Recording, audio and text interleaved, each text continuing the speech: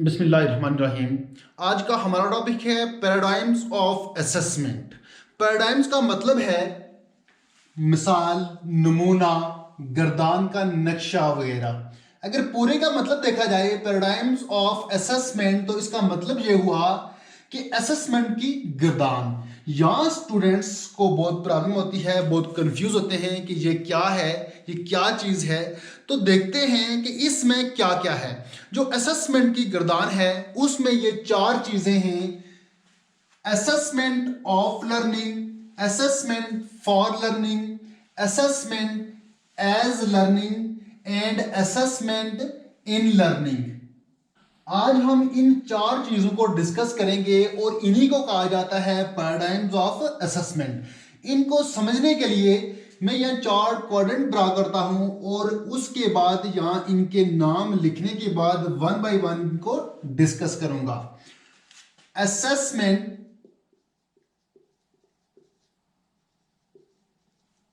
Of learning, assessment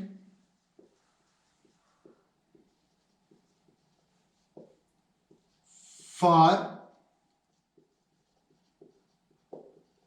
learning, assessment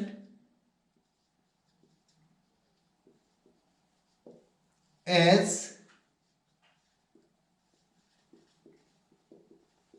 learning, assessment in learning. ये चार terms हैं और यहां स्टूडेंट्स बहुत कंफ्यूज होते हैं।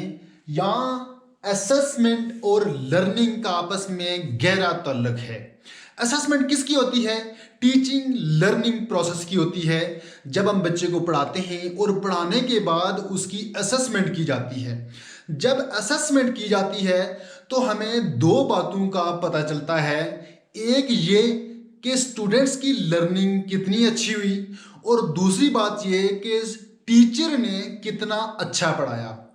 इसका मतलब ये हुआ कि टीचिंग लर्निंग दोनों चीज़ों के बारे में हमें यहाँ पता चलेगा। इससे ये बात जाहिर हुई कि असेसमेंट और लर्निंग का आपस में गहरा रिलेशन है और ये दोनों चीज़ें जुड़ी हुई हैं। यहाँ चार तरह से आपस में जुड़ी हुई हैं: of learning, as learning, for learning और इन लर्निंग।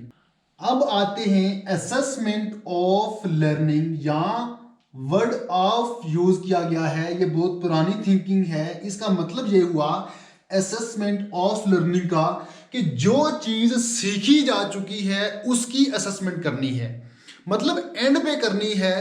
तो जब हम एंड पे असेसमेंट करते हैं तो उसको नाम देते हैं summative assessment.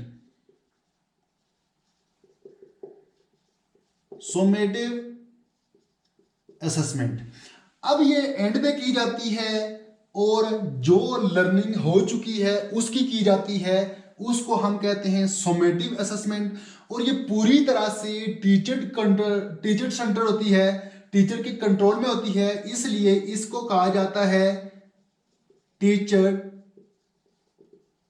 Centred. Teacher centred क्योंकि यहाँ जो भी फैसला करना होता है, जो भी डिसीजन लेना होता है वो टीचर लेता है कि असेसमेंट हमने कब करनी है, कैसे करनी है, किसकी करनी है। स्टूडेंट्स का रोल नहीं होता। उसके बाद ये है असेसमेंट ऑफ लर्निंग। अब असेसमेंट फॉर लर्निंग में क्या है? असेसमेंट फॉर लर्निंग के लर्निंग के लिए असेसमेंट। वक्त गुजरने के साथ साथ थोड़ी सी चेंज भी आई कि लर्निंग को इंप्रूव करने के लिए असेसमेंट। जब लर्निंग को इंप्रूव करने के लिए असेसमेंट की जाती है तो उसको कहा जाता है फॉर्मेटिव असेसमेंट।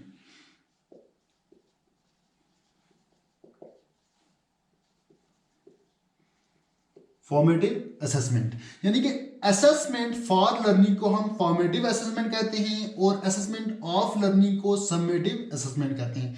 फॉर्मेटिव असेसमेंट इसलिए कहते हैं कि हम यहाँ टीचिंग को भी इंप्रूव करना चाहते हैं और लर्निंग को भी इंप्रूव करना चाहते हैं। दोनों को जब इंप्रूव करते हैं तो ये फिर फॉर्मेटिव हुई और ये फॉर्मेटिव हुई। और जब दोनों चीज़ों को इंप्रूव करते हैं, टीचिंग को भी करते हैं, तो ये टीचर सेंटर्ड हो गई। और उसके साथ साथ हम लर्निंग को भी इंप्रूव करते हैं। लर्निंग को इंप्रूव करते हैं तो इसका मतलब ये हुआ कि ये स्टूडेंट सेंटर्ड भी है। अब जब असेसमेंट फॉर लर्निंग आए तो इसका मतलब ये हुआ कि ये फॉर्मेटिव असेसमेंट है और टीचर सेंटर्ड भी है और स्टूडेंट सेंटर्ड भी है। इसमें दोनों इक्वली रिस्पॉन्सिबल होते हैं, बट डिसीजन जो लेता है वो टीचर ही लेता है स्टूडेंट्स को देखने के बाद। इसके बाद है assessment as learning. Assessment as learning में लर्निंग को ही असेसमेंट के तौर पे लिया जाता है। रिसर्च में ये बात सामने आई है कि अगर बच्चों को रिस्पॉन्सिबिलिटी दी जाए और उनको बताया जाए कि आपने ये वाला काम बहुत अच्छे तरीके से करना है तो वो बहुत अच्छे डिसीजन लेते हैं। यहाँ स्टूडेंट्स सेल्फ असेसमेंट करते हैं, सेल्फ असेसमेंट करते हैं, पीयर असेसमेंट करते हैं, खुद ही गलतियां निकालते हैं, खुद ही अपनी गलती ढूंढते हैं और उनको रिमूव भी खुद करते हैं। अपने पीयर्स की जो असेसमेंट वो करते हैं, अपनी पीयर से करवाते हैं, सेल्फ असेसमेंट करते हैं।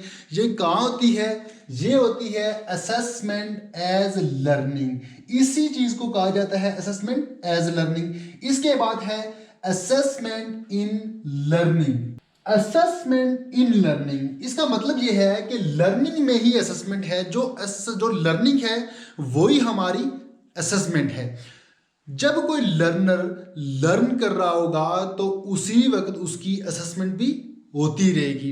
इसकी एग्जांपल इस तरह से है, जब हम मिल बैठ के किसी एग्जाम की तैयारी करते हैं तो साथ बीच में हम क्वेश्चन भी करते हैं कि ये इसका आंसर इस तरह से है, एक दूसरे से मिलके पूछते भी हैं। तो उसी लर्निंग में हम एक दूसरे को असेस भी कर रहे होते हैं, खुद अपनी भी असेसमेंट हो रही होती है। इसका मतलब ये हुआ कि जो हमारी लर्निंग थी उसी लर्निंग में हमारी असेसमेंट भी है। ये चार चीजें हैं, assessment of learning, as learning, for learning और इन लर्निंग। इन्हीं चीजों को कहा जाता है पैराडाइम्स ऑफ असेसमेंट। ये आज की शॉर्ट सी वीडियो थी।